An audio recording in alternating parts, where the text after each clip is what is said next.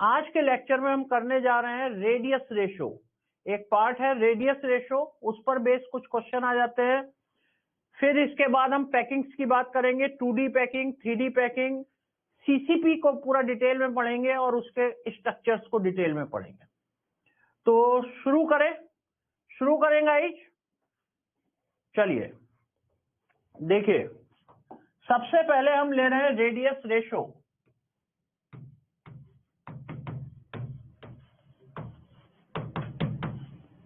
Basically यहां पर radius ratio होता है कैटायन अपॉन एनायन रेशो।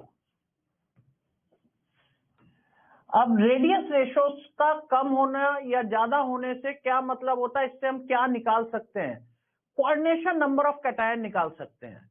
अगर इसकी वैल्यू कम है, इसका मतलब कैटायन छोटा है, एनायन बड़ा है, और कैटायन के चारों तरफ कम एनायन आ रहे हैं, लेसर नंबर ऑफ एनायंस आ रहे हैं, कोऑर्डिनेशन नंबर ऑफ कैटायन कम होगा। As the radius ratio increases, the coordination number of the cation also increases. Increase करने का मतलब है कि कैटायन या तो बड़ा हुआ होगा या एनायन छोटे हुए होंगे या दोनों काम हुए होंगे। तो बड़े कैटायन के चारों तरफ छोटे छोटे एनायन का नंबर इंक्रीज कर जाएगा और कोऑर्डिनेशन नंबर इंक्रीज कर जाएगा। तो इसका बेसिकली क्या है ना, चार्ट याद रखना है, चार्ट याद रखना है। और इसमें इसी से हमें स्ट्रक्चर का भी आइडिया हो जाता है, स्ट्रक्चर का भी आइडिया हो जाता है। जरा देख लेते हैं फटाफट। यहां पर कोऑर्डिनेशन नंबर कैटायन का देखा जाता है।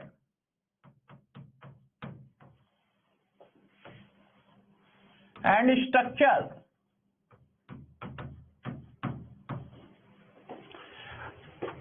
अगर ये वैल्यू 0.155 to 0.225 है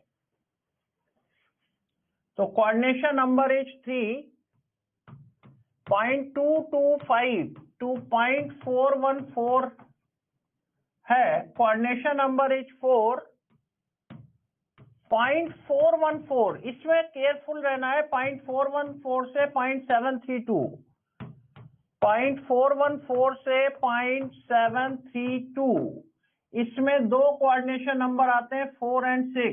फिर आपका क्वेश्चन है कि पता कैसे चलेगा? तो बेसिकली यहां पर शेप से पता चलेगा। 4 कोऑर्डिनेशन नंबर पर दो टाइप की शेप्स होती हैं, टेट्राहेड्रल एंड स्क्वायर प्लेनर। यहां पर स्क्वायर प्लेनर शेप होगी और इसमें टेट्राहेड्रल होगी। इसमें देखिए थर्ड वाले में ट्राइगोनल प्लेनर,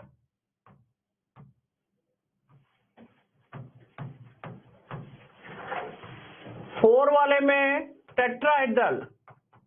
लेकिन 4 वाले में ये ध्यान रखना है किसके बीच में आएगा, 0.225 से 0.414 के बीच में। ये आपका स्क्वायर प्लेनर, ये बेसिकली कॉम्प्लेक्सेज के केस में होता है स्क्वायर प्लेनर, DsP2 हाइब्रिडाइजेशन में। This is octahedral. और अगर हमारा 0.732 से 0.999 तक आए, 1 से क्रॉस नहीं करता है, 1 से क्रॉस नहीं करता है और इसमें 8 हो जाता है और इसका स्ट्रक्चर क्यूबिक होता है, बॉडी सेंटर्ड क्यूबिक। जनरली होता क्या है कि यहां पर कोऑर्डिनेशन नंबर बढ़ने पर कैटायन का साइज बड़ा होना चाहिए, कैटायन इंक्रीज करना चाहिए, कैटायन का साइज बड़ा होना चाहिए। तो जनरल केस बता रहा हूं, 100% ट्रू नहीं है, ये ध्यान रखना। आइडिया लग जाता है, इससे पूरा आइडिया लग जाता है। इसमें ये सीजियम के सॉल्ट्स में मिलेगा, ये जनरली सोडियम के सॉल्ट में मिलेगा, ये कॉम्प्लेक्सेज में मिलेगा जैसे NiCN4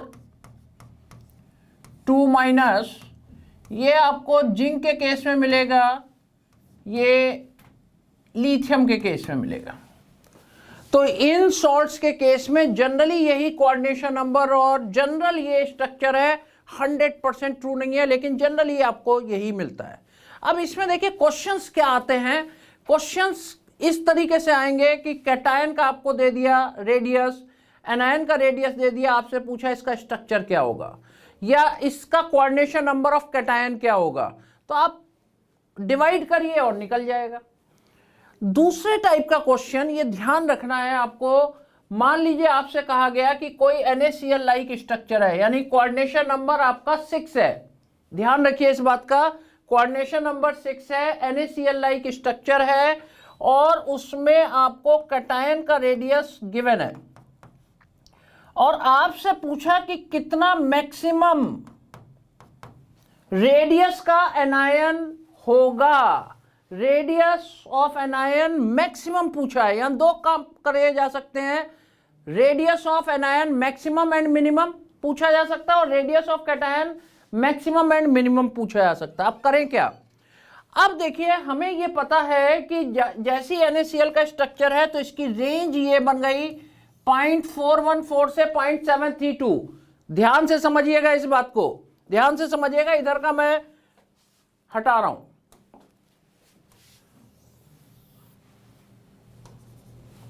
देखिए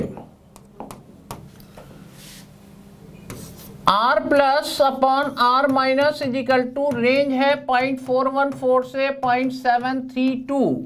मुझे ये गिवन है और ये मैक्सिमम पूछा गया है। क्या करेंगे यहां पर, क्या रखेंगे? जैसे ये मैक्सिमम पूछा गया यानी ये वैल्यू कम से कम आनी चाहिए, 0.414 से कम नहीं हो सकती।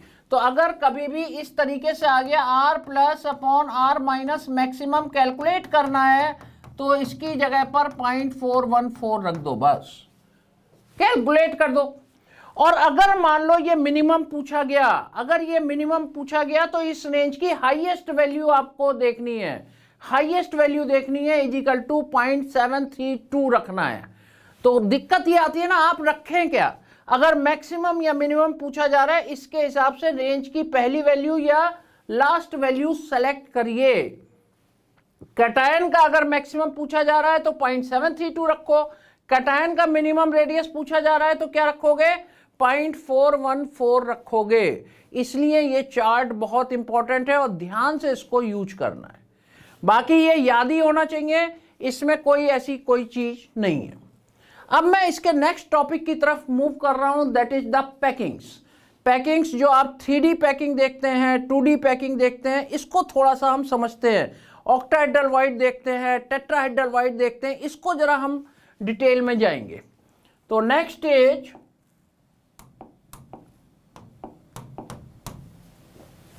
पैकिंग्स। पैकिंग्स में फर्स्ट स्टेज 2D पैकिंग।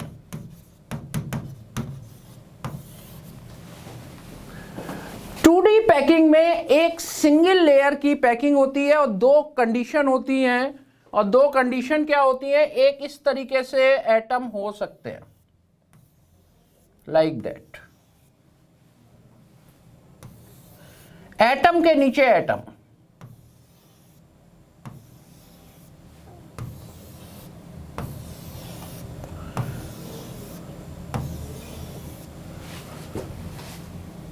आप देखिए अगर मैं इसमें सराउंडिंग एटम के सेंटर को मिलाएं तो ये स्क्वायर फॉर्म हो गया, स्क्वायर फॉर्म हो गया। इसीलिए इस पैकिंग का नाम क्या पड़ गया? Square close packing. This is known as square close packing.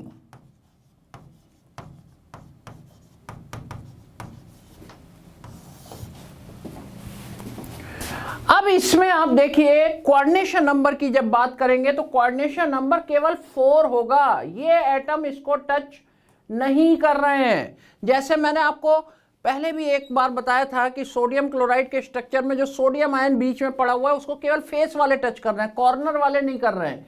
ये एक्चुअल में कॉर्नर वाले हैं और ये फेस वाले। तो ये केवल आपके क्या कर रहे हैं? 4 ही एटम इसको टच कर रहे हैं, यही इसका कोऑर्डिनेशन नंबर होगा। तो coordination number is 4। Coordination number is equal to 4। अब जरा देखते हैं दूसरे टाइप की पैकिंग क्या है। ये सबसे पैक्ड स्ट्रक्चर होता है, इसमें फ्री स्पेस कम होती है।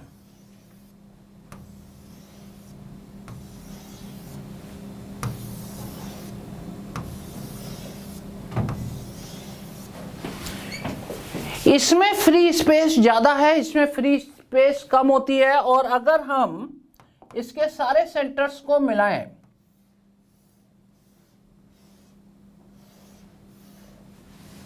हेक्सागन फॉर्म हो गया, हेक्सागन फॉर्म हो गया। और इसका कोऑर्डिनेशन नंबर क्या हो गया? 6 हो गया। एक एटम के चारों तरफ कितने एटम आ रहे हैं? 6 एटम आ रहे हैं। और पैकिंग का नाम हो गया हेक्सागोनल क्लोज पैकिंग।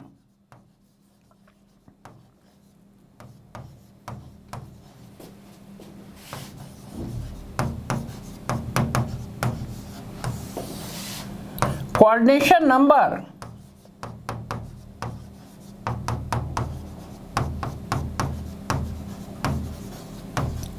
और ये इसकी पैकिंग ज्यादा पैक्ड स्ट्रक्चर है इस 2D पैकिंग में। एक्चुअल में होता क्या है, जब 3D पैकिंग होती है तो दो टाइप की पैकिंग आपकी बन गई 2D पैकिंग में। एक्चुअल में जो 3D पैकिंग है, 3D पैकिंग फॉर्म होती है हेक्सागोनल क्लोज पैकिंग की लेयर से, और लेयर के ऊपर लेयर, लेयर के ऊपर लेयर स्टेक रहती है। अब देखिए, जब लेयर के ऊपर लेयर रखोगे तो आप एटम के ऊपर एटम को रखना पॉसिबल नहीं है, ये ध्यान रखिए। वो रुकेगा ही नहीं, वो हमेशा एटम कहां पर जाके फिक्स होगा? वॉइड्स में जाके फिक्स हो जाएगा। जैसे आपने लेयर के ऊपर लेयर रखी तो जो पैक्ड स्ट्रक्चर बनता है, एटम के ऊपर एटम नहीं रुकेगा, वो एटम किस में आना चाहिए? वॉइड में आना चाहिए, वॉइड में आना चाहिए।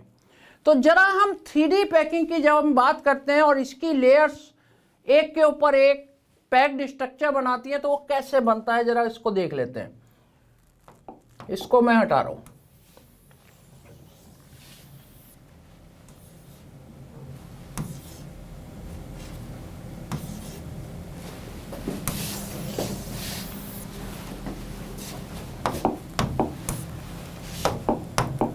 देखिए, 3D पैकिंग में layer of hexagonal close packing, जरा एक थोड़ा सा मैग्नीफाई करके बना रहा हूं, बड़े बना रहा हूं।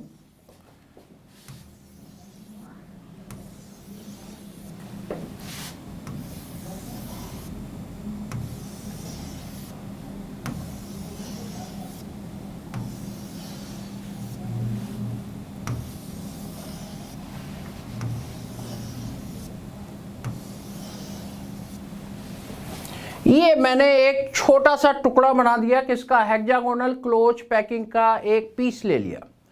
इसमें आप देखिए, ये जो वॉइड है, ट्राइएंगुलर वॉइड, ये ऊपर की साइड में है और एक नीचे की तरफ इसका एंड है, पॉइंट नीचे की तरफ है। ऊपर नीचे, ऊपर नीचे, सारे ट्राइएंगुलर वॉइड्स हैं, सारे ट्राइएंगुलर वॉइड्स हैं। इसको मैं नाम दे देता हूं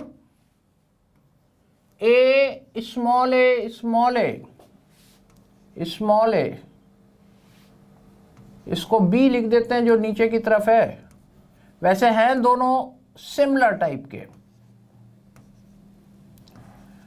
अब मैंने आपको क्या बताया कि जो दूसरी लेयर रखी जाएगी वॉइड्स पे रखी जाती है, वॉइड्स पे रखी जाती है।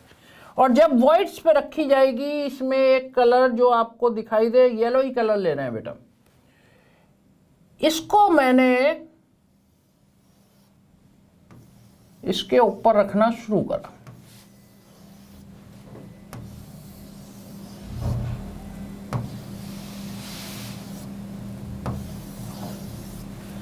ये ऐसे रख दिया। येलो कलर की लेयर एक बी लेयर थी, बहुत ध्यान से समझिएगा, थोड़ा सा बनने में लग रहा हो, लेकिन आप देखिए जरा, एक वॉइड ये मैं अलग कलर से, रेड कलर से बना रहा हूं। ये आपका ये, इसको देखिए, ये एक वॉइड डेवलप हुआ और ये कितने एटम से घिरा हुआ है? 1 2 3 येलो वाले और एक नीचे व्हाइट वाला, एक नीचे व्हाइट वाला। बहुत ध्यान से, एक बार दिमाग में आ गया क्रिस्टल क्लियर हो जाएगा।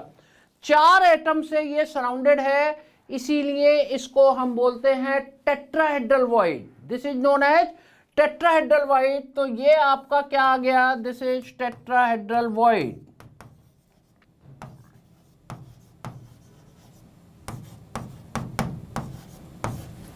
ये आपकी ए लेयर थी, ये आपकी बी लेयर है, A layer and B layer. एक दूसरा वॉइड जरा देखिए, एक दूसरा वॉइड देखिए, इतने पोर्शन को देखिए। यहां पर एक व्हाइट वाला पॉइंट ऊपर है और येलो वाला पॉइंट नीचे है। एक के ऊपर एक इस तरीके से आ गया, एक के ऊपर एक इस तरीके से, एक का पॉइंट इधर और दूसरे का पॉइंट इस साइड में, एक के ऊपर एक ऐसे करके आ गया। और ये कितने एटम से गिर गया? येलो के 3 और व्हाइट के 3। कितने एटम से गिर गया? 6 एटम से सराउंडेड है। इसका नाम है ऑक्टाहेड्रल वॉइड, इसका नाम है ऑक्टाहेड्रल वॉइड। पहले आपके पास एक ही ऑप्शन था, आप केवल ट्राइएंगुलर वॉइड पे सेकेंड लेयर को रख सकते थे। अब आपके पास तीसरी लेयर को रखने के 2 ऑप्शन आ गए, टेट्राहेड्रल वॉइड पे रखो या ऑक्टाहेड्रल वॉइड पे रखो, क्योंकि आने एटम किस पे हैं? वॉइड पे ही हैं। बहुत ध्यान से समझ लीजिए, ये मेरे ख्याल से सबकी समझ में आ गया कि 2 वॉइड ये डेवलप हो गए, टेट्राहेड्रल एंड ऑक्टाहेड्रल वॉइड। ये भी देखिए, ये भी एक ऑक्टाहेड्रल वॉइड है, इसके ऊपर जो है that is the tetrahedral void. अब थर्ड लेयर को अगर थर्ड लेयर को, इसको नोट कर सकते हैं, मैं यहां नहीं लिख रहा हूं, अगर थर्ड लेयर को हम टेट्राहेड्रल वॉइड पे रख दें, कहां रख दें? टेट्राहेड्रल वॉइड पे रख दें, तो आप देखिए थर्ड को जैसे ही मैंने टेट्राहेड्रल वॉइड पे रखा तो बिल्कुल व्हाइट वाली लेयर रिपीट हो गई। यानी ये स्ट्रक्चर आपका बन गया क्या? ए बी का सीक्वेंस बन गया। कब बना? जब हमने थर्ड लेयर को किस पे रख दिया? टेट्राहेड्रल वॉइड पे रख दिया, टेट्राहेड्रल वॉइड पे रख दिया।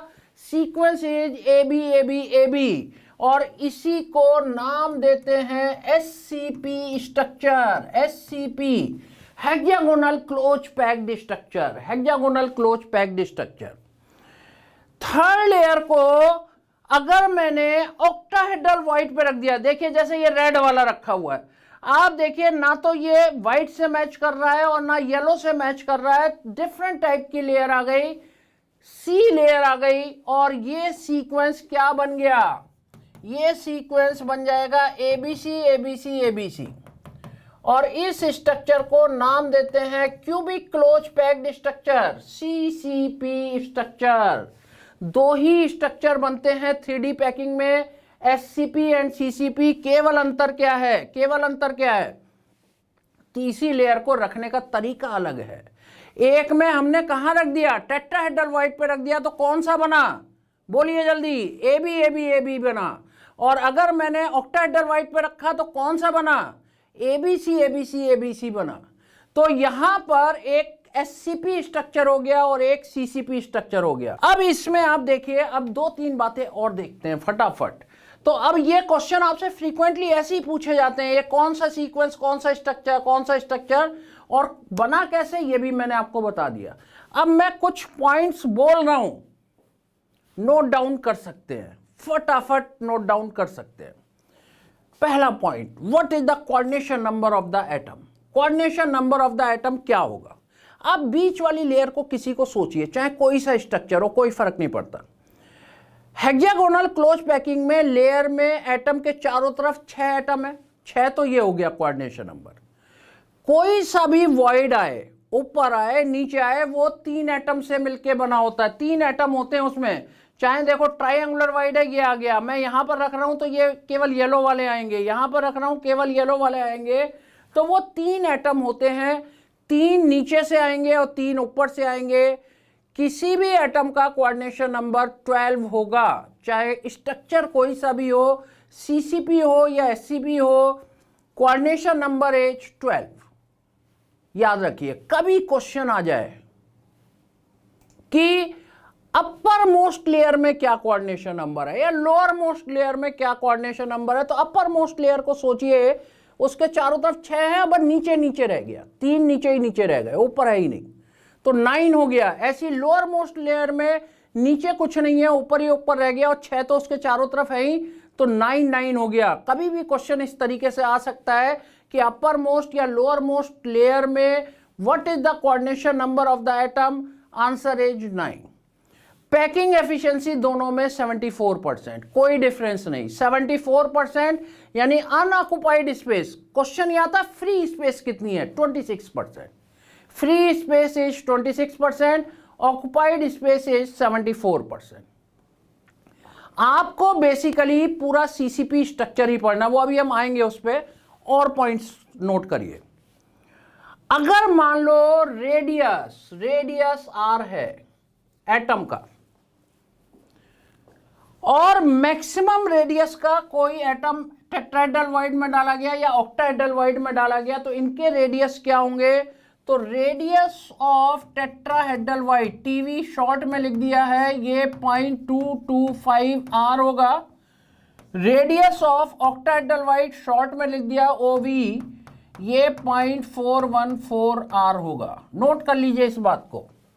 Radius of tetrahedral void 0.225 R होगा और radius of octahedral void 0.414 R होगा। सारी चीजें इसमें आती जाएंगी। फिर नंबर की बात करें, नंबर ऑफ स्फीयर अगर n है, number of sphere is equal to n, तो नंबर ऑफ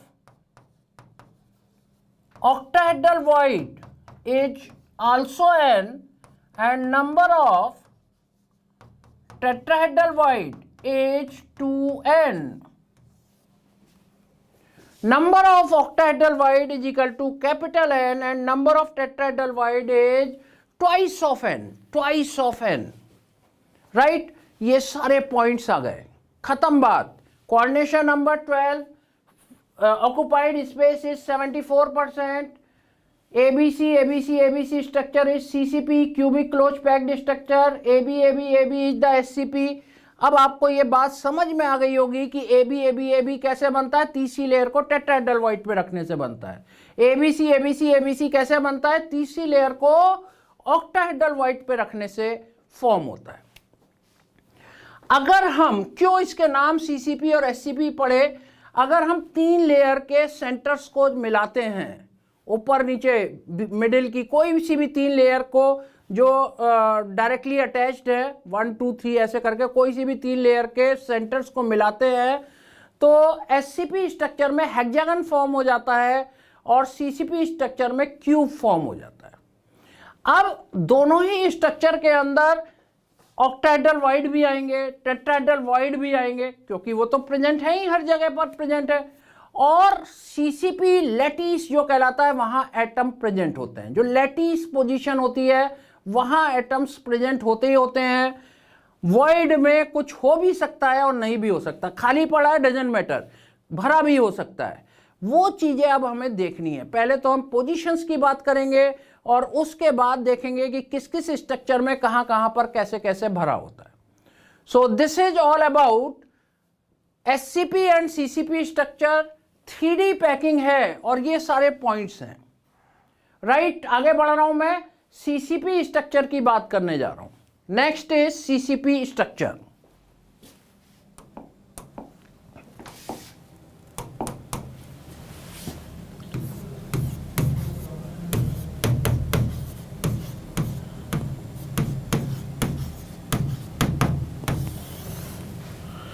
CCP स्ट्रक्चर में जो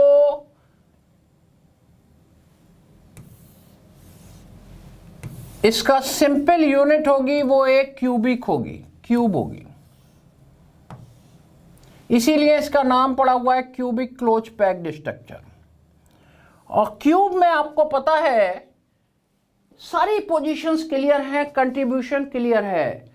कॉर्नर होते हैं, एजेज होती हैं, फेस होती है, बॉडी होती है, इसके अलावा कोई जगह नहीं होती, इसके अलावा कोई जगह नहीं होती। इसके अलावा जो जगह है वो भी अभी हम डिस्कस करेंगे, वो टेट्राहेड्रल वाइड के लिए करेंगे।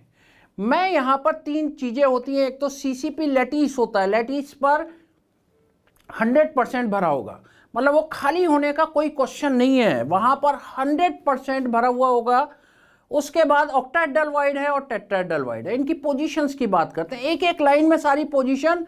कोई भी स्ट्रक्चर, अभी आप देखेंगे मजे की बात, कोई भी स्ट्रक्चर एक लाइन में कंप्लीट हो जाएगा अगर आपकी ये पोजीशंस क्लियर हैं। देखिए CCP लैटिस,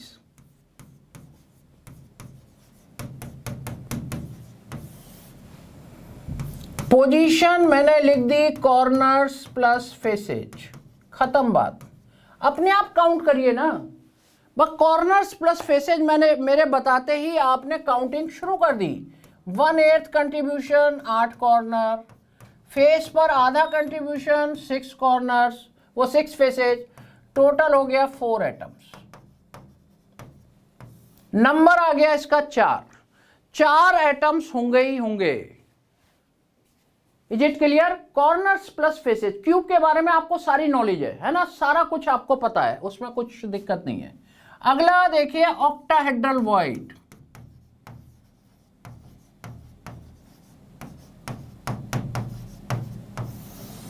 ऑक्टाहेड्रल वॉइड में एज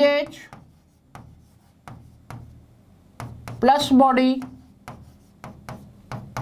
जैसे ही मैंने एजेज एंड बॉडी बोला 1/4 इंटू 12 +1 हो जाएगा 3 + 1, this is also 4 octahedral void. और जो मैंने पॉइंट लिखवाया था कि स्फीयर का नंबर अगर n है तो ऑक्टाहेड्रल वॉइड भी n होते हैं, यहां से रिफ्लेक्ट हो रहा है। And this is the crystalline structure, हर जगह पर यही होगा, हर जगह पर यही होगा। अब हम आते हैं टेट्राहेड्रल वॉइड में। टेट्राहेड्रल वॉइड में बेसिकली होता क्या है, ये एक बॉडी डायगोनल है, राइट। बॉडी डायगोनल की लेंथ क्या होती है, a√3 होती है। अब इसमें होता क्या है कि 2 टेट्राहेड्रल वॉइड है, एक यहां एक यहां। एक बॉडी डायगोनल पर 2 टेट्राहेड्रल वॉइड आ जाएंगे, ये टेट्राहेड्रल वॉइड है। अब लेंथ की अगर हम बात करें, देखो this is a√3 divided by 4, 2 tetrahedral void के बीच की लेंथ a√3 डिवाइडेड बाई 2, और ये आपका आ जाएगा a√3 डिवाइडेड बाई 4। यानी इसको अगर 4 भागों में बांट दें तो एक भाग के बाद टेट्राहेड्रल वॉइड, फिर 2 भाग के बाद दूसरा टेट्राहेड्रल वॉइड, फिर कॉर्नर आ गया। ये लेंथ होती है एक बॉडी डायगोनल पर। तो टेट्राहेड्रल वॉइड कितने हो गए ये जरा बात करते हैं। Basically 2 tetrahedral void are present on each body diagonal. कितने बॉडी डायगोनल हो सकते हैं सोच के देखिए, 8 कॉर्नर हैं, 2 कॉर्नर यूज हो रहे हैं एक बॉडी डायगोनल डालने पर, 4 बॉडी डायगोनल पड़ जाएंगे। यहां से यहां तक मिलाइए, यहां से यहां तक मिलाइए, उधर से नीचे मिलाइए, उस साइड से नीचे मिलाइए, तो टोटल 4 बॉडी डायगोनल हो जाएंगे। हर बॉडी डायगोनल पर 2-2 टेट्राहेड्रल वॉइड हैं, इस तरीके से, और total number of tetrahedral void 8 हो जाएंगे। टेट्राहेड्रल वॉइड्स में हर बॉडी डायगोनल पर 2-2 टेट्राहेड्रल वॉइड है। ये लेंथ ध्यान रखना, यहां से a√3 होती है पूरी body diagonal, a√3 divided by 4, 2 के बीच में a√3 डिवाइडेड बाई 2 और a√3 डिवाइडेड बाई 4। तो 2 × 4 = क्या हो जाएगा, 8 टेट्राहेड्रल वॉइड। और जो मैंने लिखवाया number of tetrahedral void is 2n, n is the number of sphere, वो यहां पर आ गया। अब जितने भी आपके स्ट्रक्चर बने हुए हैं, अभी मैं बहुत सारे स्ट्रक्चर बताने जा रहा हूं, एक एक लाइन में कंप्लीट हो जाएंगे, कहीं कुछ आपको कोई दिक्कत ही नहीं आएगी। आपको ये पोजीशंस क्लियर होनी चाहिए। आपके कोर्स में केवल सीसीपी है, एससीपी नहीं है। अगर एससीपी आ जाए, मैं तुम्हारी नॉलेज के लिए बता रहा हूं, अगर एससीपी आ जाए तो याद रखो एससीपी में नंबर ऑफ स्फीयर 6 होते हैं, ऑक्टाहेड्रल वॉइड भी 6 होते हैं और टेट्राहेड्रल वॉइड 12 होते हैं।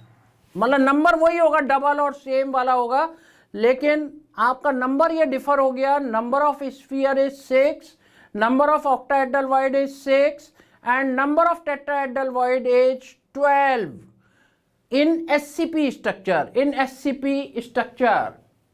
तुम ऐसे समझो कि कोऑर्डिनेशन नंबर बीच वाली लेयर का 12 ही होता है, 6 उसके चारों तरफ, 3 ऊपर और 3 नीचे। अब यही चीज मैं अपर मोस्ट में चला जाऊं तो ऊपर के 3 तो हट जाएंगे ना। सोच के देखो, ऊपर के 3 हट गए तो कितना बचा, 9 ही तो बचा। और बिल्कुल नीचे चला जाऊं तो नीचे वाले हट जाएंगे, नीचे वाले हट गए तो कितना बचा, 9 बचा। इसीलिए upper most and lower most layer में 9 होता है। और वैसे आपका कितना होता है, 12 होता है। 6 उसके चारों तरफ है, जो मैंने 2D पैकिंग में हेक्सागोनल क्लोज पैकिंग बताई थी उसी की लेयर्स हैं, तो उसमें चारों तरफ कितने हैं? 6 हैं, राइट। आइए अब हम कुछ स्ट्रक्चर पढ़ने जा रहे हैं और फिर उस पर बेस क्वेश्चंस की बात करेंगे। नाउ सम इंपॉर्टेंट स्ट्रक्चर्स, ये सबको क्लियर हो गया? ये पोजीशन सब क्लियर रहनी चाहिए।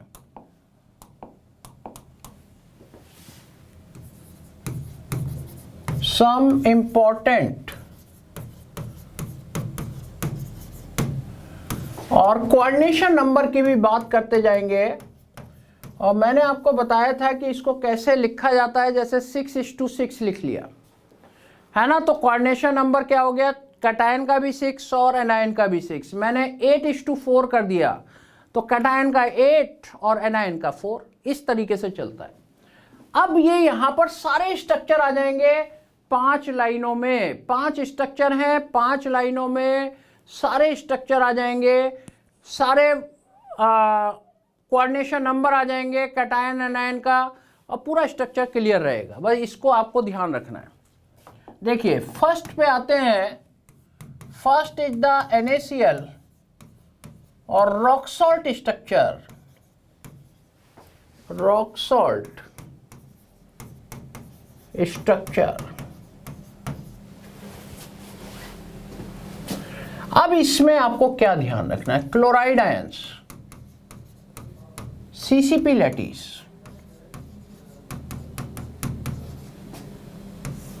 Sodium ions, 100% octahedral void. पूरा स्ट्रक्चर फिनिश। अपने आप सोच लो, जो मैंने NaCl का इतनी देर में पिछली क्लास में 10 मिनट लग गए थे मुझे समझाने में, वो यहाँ एक लाइन में कंप्लीट है। अब आपको ये पता है कि CCP लैटिस की पोजीशन कॉर्नर एंड फेसेज होते हैं। कॉर्नर एंड फेसेज पर क्लोराइड आयन हो गया। Sodium ion 100% octahedral void. Octahedral void की पोजीशंस पता है आपको, एजेज एंड बॉडी होती हैं। कंप्लीट हो गया। और इसका नंबर भी आपको पता चल गया कि 4 और 4 होगा।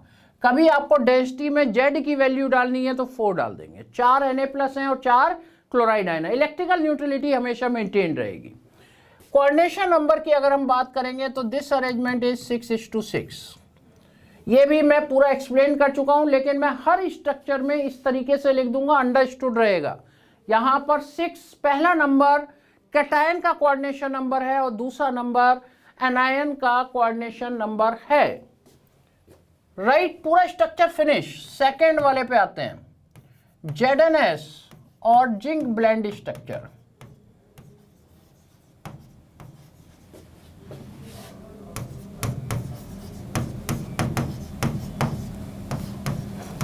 Sulphide ions, CCP lattice and zinc ion alternate tetrahedral void, यानी 50% टेट्राहेड्रल वॉइड। नंबर देखिए इसका 4 हो गया और ये 50% टेट्राहेड्रल वॉइड है। It is also 4। 8 होता है, it is also 4 and this arrangement is 4:4 arrangement, यानी जिंक आयन का भी कोऑर्डिनेशन नंबर 4 है और सल्फाइड आयन का कोऑर्डिनेशन नंबर भी 4 है, राइट। थर्ड इज CF2 और fluoride structure.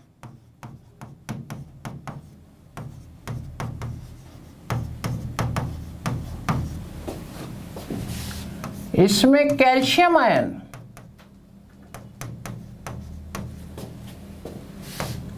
CCP lattice and fluoride ions 100% tetrahedral void और इसका नंबर 4 और 100% का 8। आप देखिए अगर मुझे यहाँ Z की वैल्यू डालनी है यहाँ भी 4 ही पड़ेगी, क्योंकि CF2 की जो यूनिट है वो 4 ही है। 4 कैल्शियम के लिए 8 फ्लोराइड चाहिए, तो ये फॉर्म कर रहे हैं 4 फॉर्मूला यूनिट। तो 4 ही इसमें Z की वैल्यू रखी जाएगी और इधर आपका 8:4 अरेंजमेंट, यानी कैल्शियम आयन का कोऑर्डिनेशन नंबर कितना हो गया, 8 हो गया और फ्लोराइड आयन का 4 हो गया। अब एक मजे की बात और देखिए, जनरली क्या होता है कि सबसे बड़ी पोजीशन सीसीपी लैटिस की होती है, वहां रेडियस R होता है एटम का, उससे छोटी पोजीशन ऑक्टाहेड्रल वाइड होती है, यानी साइज में छोटा होता है ऑक्टाहेड्रल वाइड सीसीपी लैटिस से, और छोटा हो जाता है टेट्राहेड्रल वाइड। ये तो आपकी समझ में आ रहा होगा, वहां रेडियस मैंने आपको बताए थे, R हो गया सीसीपी लैटिस में एटम का रेडियस, ऑक्टाहेड्रल वाइड में मैक्सिमम रेडियस 0.414 R हो गया और टेट्राहेड्रल वाइड में 0.225 R हो गया। आप देखिए हर स्ट्रक्चर के अंदर एनायन सीसीपी लैटिस में होता है, क्योंकि उसका एनायन का साइज बड़ा होता है, कैटायन का साइज छोटा होता है। और कैटायन भी कौन से वाले, अगर डी ब्लॉक एलिमेंट के कैटायन आ गए तो वो बहुत छोटे होते हैं, वो टेट्राहेड्रल वाइड में भी आ सकते हैं। लेकिन अगर मान लो एल्कली मेटल आयन है तो वो नहीं आ सकता, वो आपका ऑक्टाहेड्रल वाइड में रहेगा। आप इसको जरा ध्यान से देखिए, ध्यान से देखिए, यहां पर क्लोराइड आयन सीसीपी लैटिस में, ये बड़ी इंपॉर्टेंट चीज बताने जा रहा हूं, अभी मैं इसको रेडियस रेशो से रिलेट करने जा रहा हूं। क्लोराइड आयन सीसीपी लैटिस में, सही है, बात समझ में आती है। सोडियम आयन ऑक्टाहेड्रल वाइड में, टेट्राहेड्रल वाइड इसलिए नहीं गए क्योंकि ये एल्कली मेटल आयन है। यहां पर देखिए जिंक आयन बहुत छोटा है, इसलिए ये टेट्राहेड्रल वाइड, एन आयन आपके सीसीपी लैटिस। लेकिन यहां तो कुछ कहानी, कुछ गड़बड़ी हो गई।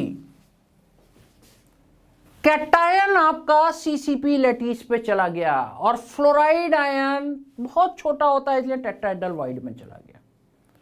तो यहां ये बात बिल्कुल क्लियर कट समझ में आ रही होगी कि यहां कैटायन का साइज एनायन के साइज से बड़ा होगा।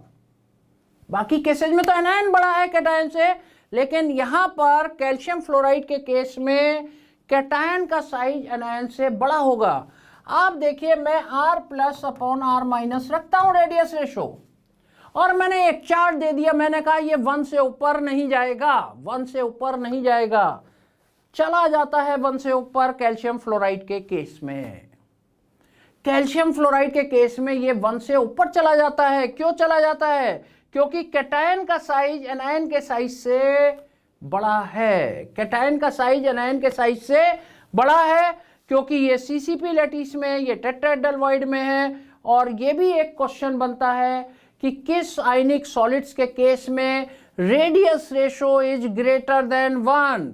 ग्रेटर देन 1 किस केस में होगा? वो कैल्शियम फ्लोराइड का केस है, इकलौता केस है, इकलौता केस, और कहीं नहीं आएगा। अभी हम एंटी फ्लोराइड की भी बात करेंगे, वहां भी एनायन आपका किस में प्रेजेंट होगा?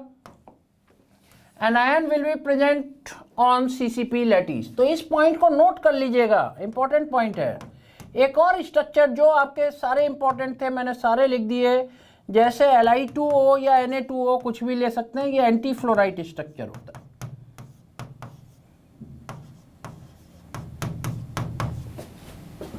कोई भी क्वेश्चन जनरली इन्हीं सॉल्ट्स पर पूछा जाता है, इन्हीं स्ट्रक्चर्स पे पूछा जाता है।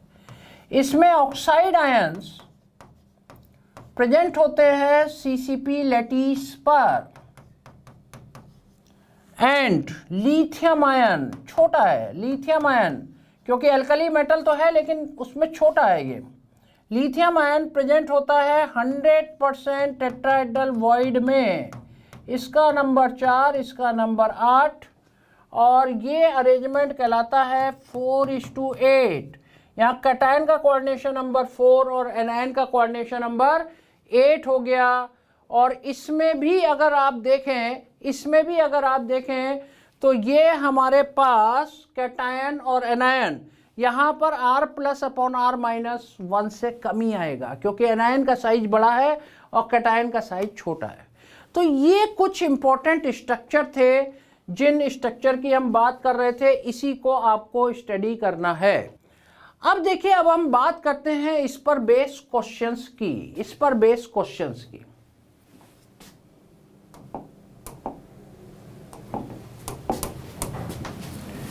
यहां पर कुछ चीजों का ध्यान रखना है, कुछ चीजों का ध्यान रखना। पहले जरा क्वेश्चंस देख लें, क्या इसमें है क्वेश्चंस? चलो बेटा पहले जरा ये फटाफट क्वेश्चंस करते हैं, फिर कुछ क्वेश्चंस मैं अपनी तरफ से कराता हूं। जो अभी तक हमने पढ़ा उस पर बेस क्वेश्चन है, फटाफट आंसर करते जाओ, फटाफट आंसर चाहिए मुझे। एबीसी एबीसी एबीसी बोलिए, कौन सा हो गया? Cubic close packing first, second गलत हो गया। क्यूबिक क्लोज पैकिंग, एससीपी नहीं, ABC ABC ABC CCP, AB AB AB is the SCP. Next जल्दी से बोलिए, how many octahedral and tetrahedral holes are present per unit cell in a face centred cubic unit cell? CCP arrangement तो कितना हो गया? 4 and 8, 4 and 8। Next जल्दी बोलिए, free space in CCP structure and in body centred packed structure. ध्यान रखिए पूछा क्या गया है, पूछा क्या गया है? फ्री स्पेस पूछा गया है। What is the free space? Cubic close packed structure में 74% भरा हुआ होता है, 26% फ्री, और बॉडी सेंटर्ड में 68% पैकिंग एफिशिएंसी होता है, 32% फ्री। तो कौन सा हो गया? थर्ड हो गया, third one is the right answer. Next अब देखिए ये अलग टाइप का क्वेश्चन आ गया, रखते जाते हैं, नंबर हमें सब कुछ पता है। एक an alloy of copper, silver and gold is found to have copper constituting the CCP lattice। सीधे नंबर 4 डाल देते हैं, है ना। मुझे ये बताने की जरूरत नहीं है सीसीपी लैटिस में कॉर्नर एंड फेसेज हैं, वो अपने आप काउंट करते रहो। सिल्वर एटम एस सेंटर यानी 1/4 into 12 3 हो जाएंगे, and gold is present in the body centred, gold is present 1। what is the formula of the compound Cu4Ag3? कितने आसान से क्वेश्चन आते हैं, Ag3Au। तो ये हमारे पास हो गया Cu4Ag3Au। Next clear? आगे बढ़ जाऊं? नहीं, बहुत होशियार बच्चे हैं। अब जरा ये देखिए, ये अलग टाइप का क्वेश्चन है, इसके बारे में सुन लीजिए। Carbon atom per unit cell of the diamond unit cell. Basically होता क्या है, जो जिंक ब्लेंडी का स्ट्रक्चर होता है, जिंक ब्लेंडी के स्ट्रक्चर में, ZnS के स्ट्रक्चर में sulphide ion are present on the CCP lattice and zinc ion are present in 50% tetrahedral void, और you can say that alternate tetrahedral void। So what is the number of zinc? 4. What is the number of sulfide ion? 4. Total number is 8। जहां पर भी zinc ion है, जहां पर भी sulphide ion है, diamond के केस में उस जगह पर कार्बन रख दीजिए। फिर से सुनिए, जहां पर भी जिंक आयन है, जहां पर भी सल्फाइड आयन है, उनकी जगह पर कार्बन रख दीजिए, या डायमंड में उनकी जगह पर कार्बन होता है, उन्हीं पोजीशंस पे होता है। यानी 4 कार्बन एटम सीसीपी लैटिस में आएंगे और 4 कार्बन एटम 50% टेट्राहेड्रल वॉइड में आएंगे। तो एक यूनिट सेल में total number of carbon atom कितने हो जाएंगे? 8 कार्बन एटम्स हो जाएंगे, 8 कार्बन एटम्स हो जाएंगे। Answer is 1, answer is 1। तो जिंक ब्लेंडी स्ट्रक्चर में जिंक आयन और सल्फाइड आयन की जगह पर आपको क्या रखना है?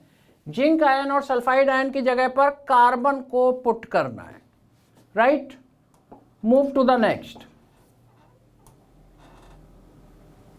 करिए इसे फटाफट, फटाफट करिए, बहुत आसान क्वेश्चन है। A compound formed by element X and Y, X atom are present at the corner of A cube, यानी X का number 1/8 into 8 is equal to 1 हो जाएगा, and Y atoms are at the face centre. 6 होते हैं face centre, half into 6 3 हो जाएगा। What is the formula of the compound?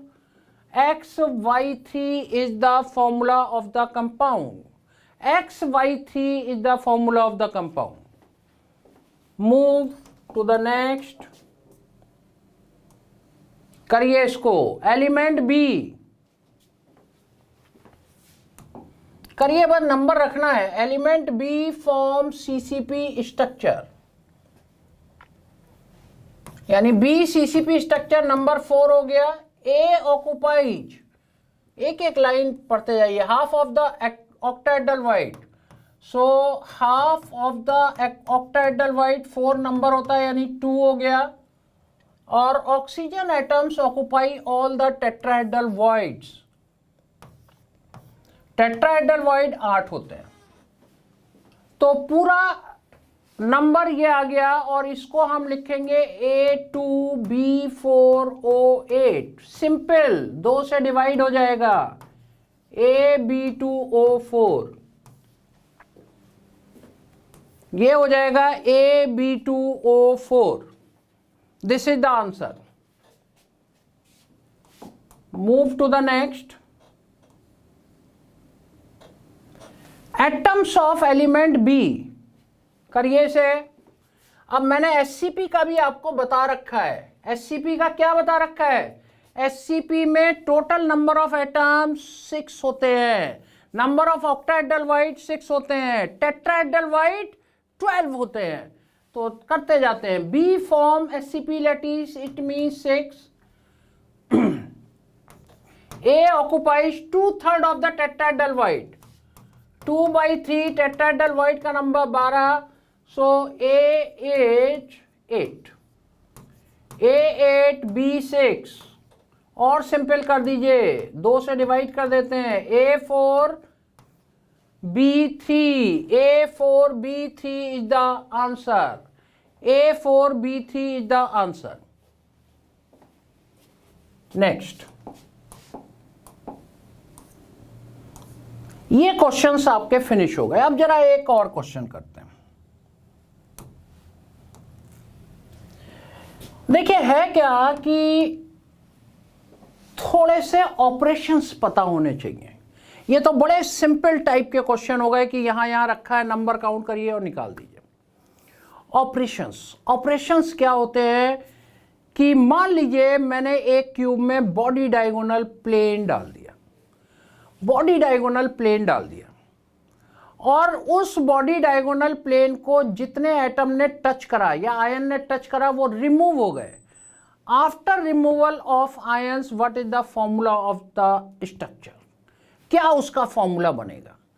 अब आपको हर ऑपरेशन में ये पता होना चाहिए कौन कौन सी पोजीशन को वो टच कर रहा है, कौन कौन सी पोजीशन को टच कर रहा है। यहां मैं आपको 4 इंपॉर्टेंट ऑपरेशन बता रहा हूं, इसके अलावा नहीं पूछा जाएगा। 4 इंपॉर्टेंट ऑपरेशंस बता रहा हूं। ऑपरेशंस का मतलब समझ लीजिए कि उस ऑपरेशन को करने के बाद वो जहां जहां पर जिस एटम या आयन ने उसको टच करा, जिस एटम और आयन ने टच करा वो रिमूव हो जाएंगे।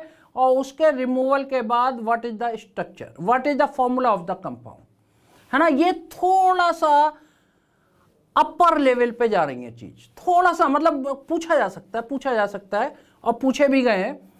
तो पहला ऑपरेशन मैं लिख रहा हूं यहां पर, आपको आंसर करना है, सोच के आंसर करना है, थोड़ा सा इमेजिन करना पड़ेगा। बस आपको ये बताना है कि इस ऑपरेशन में कौन कौन सी पोजीशंस अफेक्टेड हो रही हैं, यानी उस पर रखा हुआ एटम या आयन उसको टच कर रहा होगा। ऑपरेशंस एक हेडिंग डालिए, ऑपरेशंस, फिर क्वेश्चन करने में तो कभी प्रॉब्लम ही नहीं आएगी, चाहे कैसा भी आ जाए। पहला operation, if a body diagonal plane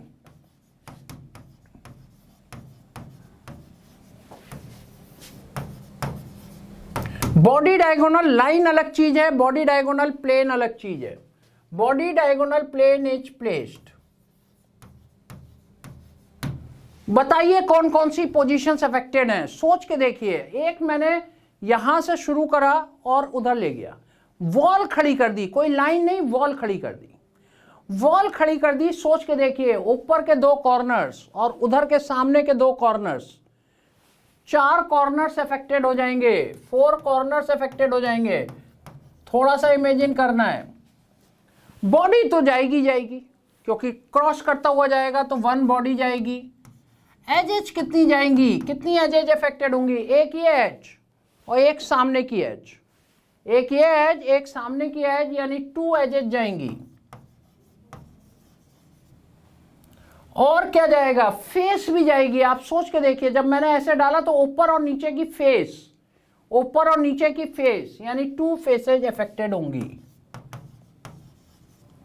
इतनी चीजें अफेक्टेड होंगी और यहां पर जो भी एटम या आयन प्रेजेंट होगा वो सब रिमूव हो जाएंगे। घटा दीजिए और फॉर्मूला बना दीजिए, फॉर्मूला बना दीजिए। लेकिन ये क्वेश्चन फिर वही कर पाएगा जिसको ये पूरी नॉलेज होगी, अदरवाइज क्वेश्चन नहीं कर सकते, क्वेश्चन नहीं कर सकते। एक भी चीज मिस हो गई तब भी गड़बड़ हो जाएगा। वहां वो सारे अल्टरनेट होते हैं, जितना भी गलत तुम सोच सकते हो, गलत कर सकते हो, वो सब अल्टरनेट में दिया जाता है। तो इसलिए बिल्कुल एक्यूरेट होना चाहिए आपका। अगले ऑपरेशन पे जा रहा हूं। ये सबको क्लियर हो गया? आगे बढ़ जाऊं। फेसेज कैसे? फेसेज बेटा, जब हमने बॉडी डायगोनल प्लेन डाला तो ऊपर और नीचे की फेस तो टच कर ही रही है ना, 2 फेस तो टच करता हुआ जाएगा ही जाएगा। ये चारों फेसेज जो चारों तरफ है वो टच नहीं हो रही है। राइट, आगे बढ़ रहा हूं। सेकेंड,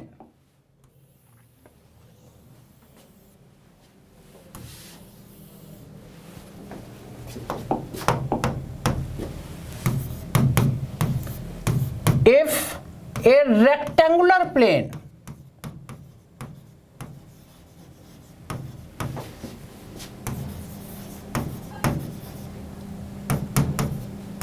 is placed, कौन कौन सी पोजीशन अफेक्टेड होंगी? रेक्टेंगुलर प्लेन का मतलब समझ लो, मतलब ये कमरा है, जैसे इस कमरे को मैंने बीच में दीवार खड़ी कर दी, डायगोनली नहीं, इस बार मैंने एक रेक्टेंगुलर दीवार खड़ी कर दी, है ना, एक प्लेन डाल दिया। कौन कौन सी पोजीशंस अफेक्टेड होंगी? फटाफट आंसर करिए, फटाफट आंसर करिए बेटा, फटाफट।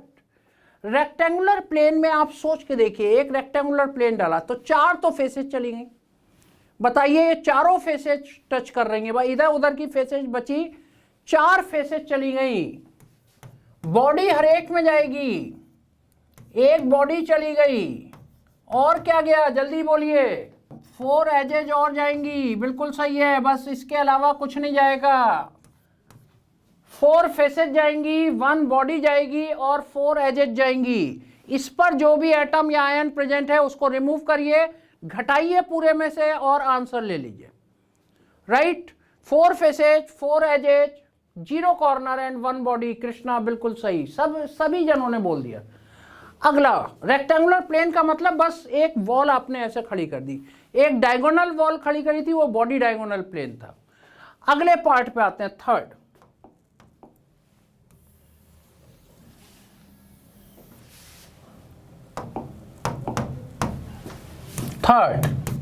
ए body diagonal line, not plane, body diagonal line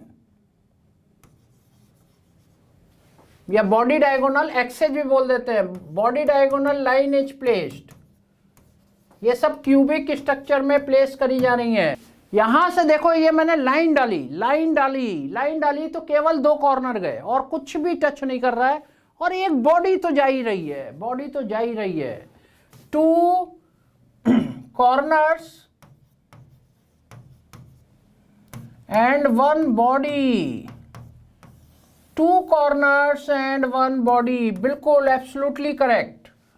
4th वाला मैं और लिख रहा हूं, एक एक्सिस का नाम होता है टेट्राड एक्सिस। नाम सुना है तुम लोगों ने, tetrad axis? You heard the name tetrad axis. इसको C4 एक्सिस भी कहते हैं, आल्सो कॉल्ड C4 एक्सिस। ये कौन सी, क्यों टेट्राड और C4 कहते हैं? आप देखिए, मैंने फेस टू फेस एक एक्सिस डाल दी, यानी एक क्यूब है ये कमरा और इसमें मैंने एक एक्सिस फेस टू फेस डाल दी और उसे दोनों साइड से पकड़ लिया, और सामने कोई ऑब्जर्वर है और घुमाना शुरू करा। तो पहले एक फेस आ रही होगी, 90 डिग्री घुमाऊंगा तो फिर दूसरी फेस सिमिलर आ जाएगी, फिर 90 डिग्री घुमाऊंगा फिर सिमिलर, फिर 90 डिग्री घुमाऊंगा फिर सिमिलर, यानी 360 डिग्री में 4 बार सिमिलर अपीयरेंस हो रही है। इसीलिए इस एक्सिस का नाम है टेट्राड एक्सिस। नोट डाउन कर लो, फेस टू फेस वाले को टेट्राड एक्सिस या C4 एक्सिस बोलते हैं, और एज टू एज वाले को C2 एक्सिस और डायड एक्सिस कहते हैं। इसको नोट ही कर लीजिए। और कॉर्नर टू कॉर्नर जो बॉडी डायगोनल लाइन वाली थी उसे C3 एक्सिस और ट्रायड एक्सिस बोलते हैं। ये आप नाम वैसे भी नोट कर लीजिए, corner to corner C3 axis, triad वहां 120 डिग्री के बाद सिमिलर अपीयरेंस है। Face to face tetrad axis, 4 बार similar appearance. Edge to edge, edge centre से एज सेंटर को पकड़ेंगे तो 180 डिग्री के बाद अपीयरेंस 2 बार, वो एक्सिस है C2 एक्सिस और कौन सी है, डायड एक्सिस। चौथा ऑपरेशन है a tetrad axis is placed, tetrad axis is placed. और टेट्राड एक्सिस में फेस टू फेस आ गया, सबने बिल्कुल पहले से ही सही बता दिया, 2 faces and 1 body, 2 faces and 1 body. ये 4 बड़े इंपॉर्टेंट ऑपरेशन थे। कॉर्नर टू कॉर्नर में पहले भी ले चुका हूं और इस पे भी जो प्लेन क्वेश्चन नहीं होते हैं कि यहां रखा जोड़ के निकाल लिया, जो प्लेन क्वेश्चन नहीं होते हैं, थोड़ा सा उसको ट्विस्ट करा होता है, वो इस टाइप के क्वेश्चन आ सकते हैं। इससे और ज्यादा टफ कोई क्वेश्चन नहीं आ सकता। ये ऑपरेशंस आपको और ध्यान रखने हैं, तब आपके क्वेश्चन बहुत बढ़िया तरीके से होंगे। एक चीज आपको अपने आप करनी है, ये ध्यान रख लेना, जो एक चार्ट बना हुआ है ना क्रिस्टल सिस्टम का, जो अल्फा बीटा गामा एंगल्स का और ABC उसके बॉन्ड लेंथ के जो पैरामीटर्स है, लेंथ ब्रेड्थ एंड हाइट के, वो चार्ट 7 क्रिस्टल सिस्टम का जरूर याद कर लेना। इस बार क्वेश्चन आया था कि कितने body centred cubic unit cell सारे सिस्टम में प्रेजेंट है, तो उसका आंसर 3 था। तो उसमें यह भी याद करना है, केवल 7 को क्रिस्टल सिस्टम के बॉन्ड पैरामीटर से काम नहीं बनेगा, हर सिस्टम में कितनी कितनी यूनिट सेल है और कौन कौन सी है वो याद रखनी है। क्योंकि यहाँ देखो, उसको पढ़ाने का कोई मतलब नहीं है, वो आपको लर्न ही करना है। वो लर्न करना है एक्चुअल में, solid state is the study of facts, है ना, उसमें कोई इफ एंड बट नहीं चलती है, वो एक फैक्ट की स्टडी हम लोग कर रहे हैं, तो वो आपको क्रिस्टल सिस्टम को करना ही करना है। अब जो थर्ड लेक्चर इंपॉर्टेंट लेक्चर है, उसमें सारे डिफेक्ट्स, है ना, कैसे मेटल एक्सेज, मेटल डेफिशिएंसी, सारी डोपिंग्स किस तरीके से होती है, और इसके बाद मैग्नेटिक बिहेवियर, डायामैग्नेटिक, पैरामैग्नेटिक, फेरो, फेरी, एंटी फेरो, ये सारी चीज़ें जो remaining part of the solid state है क्रिस्टल सिस्टम को छोड़कर, वो आपको अपने आप याद करने हैं। तो रिमेनिंग पार्ट प्लस क्वेश्चंस हम लोग करेंगे।